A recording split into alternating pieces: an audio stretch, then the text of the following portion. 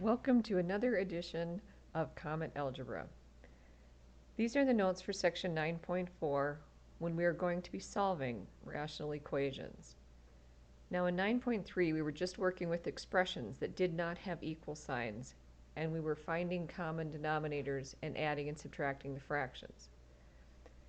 In this section, when we have an equal sign and we're going to be solving for them, we use a different strategy. We get rid of the fractions. And you have done this before in the past, so let's hope some of that you still remember. So looking at the steps, again, if you like the list method, please pause it and write down these steps. Factor everything, find the least common denominator, and use that as a multiplier. Multiply all the fractions by the common denominator, and when you finish that multiplying, the fractions will be gone. Solve the equation that remains, and when you get some answers, you need to go back and check them to make sure there's not garbage answers that make the denominator 0. All right, so let's do this first example. The denominators are factored, so we simply need to determine our least common denominator and use it as a multiplier. Again, use all pieces of the denominator. So this common denominator is going to be both the x and the x plus 3. So I'm going to multiply this fraction by x times x plus 3, and the first fraction by x and x plus 3. And since we have chosen the common denominator, of course the denominators are going to cancel away and we'll work with what's left. So this x plus 3 cancels this x plus 3. So my first fraction just leaves me with 18x. Keep your equal sign. And looking at the second fraction, the x's cancel, and you can go ahead and distribute. I am left with 12x plus 36, and then we just go ahead and solve this like we normally would. Subtract 12x from both sides and divide by 6. So going back and checking this, just some little mental math. Take this 6, go over here, down here in the denominator, that's fine. 12 over 6 is no problem. Putting the 6 here, we'd have a denominator of 9. So we had no denominators ending up to be 0, so this is our solution. In our second example, again, we start with factoring. The first fraction, no factoring to do. I just left some space here for when we're going to be multiplying. The second fraction does factor into x minus 4 and x plus 1. And my last fraction does not require any factoring. So now we need to determine what our common denominator is and use all the factors. So in this case, the common denominator is x minus 4, x plus 1. So we're going to take that denominator and we're going to multiply each fraction by that common denominator. So I'm going to put it here as a multiplier,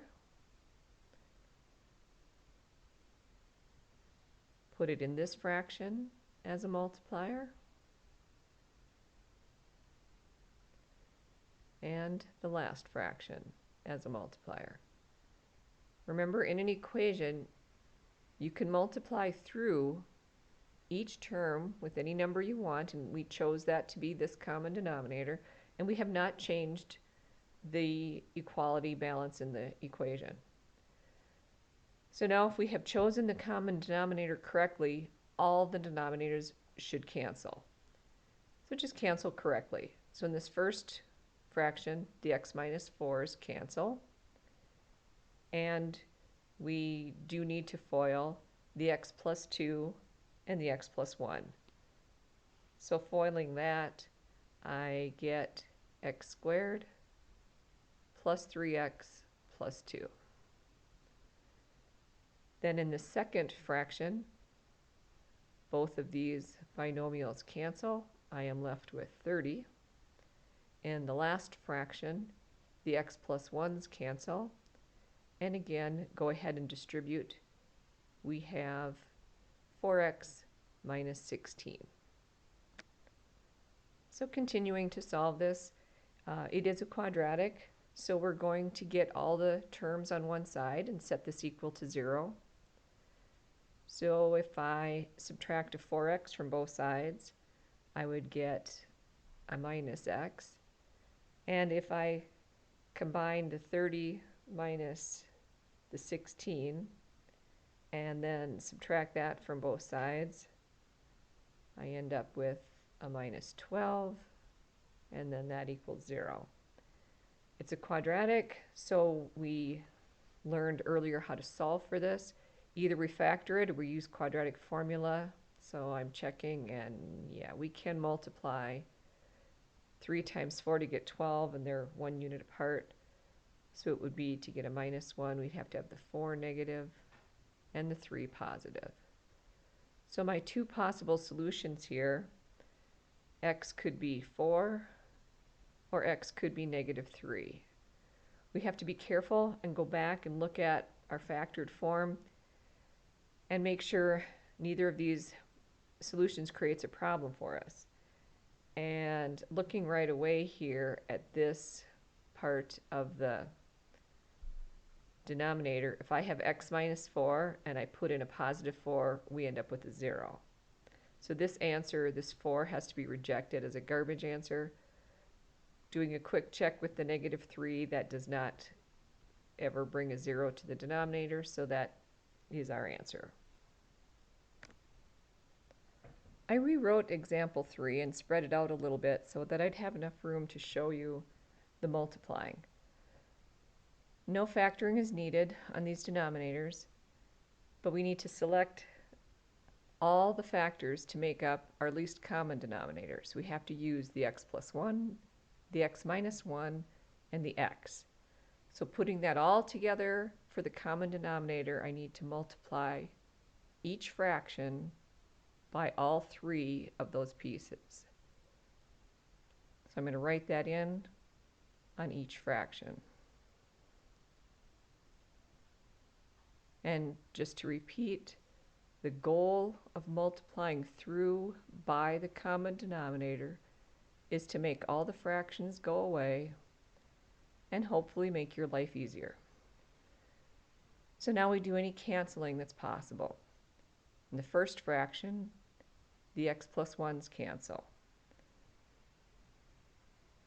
So I'm left with, if you want to distribute it right away, 4x times the x minus 1, which leaves me 4x squared minus 4x.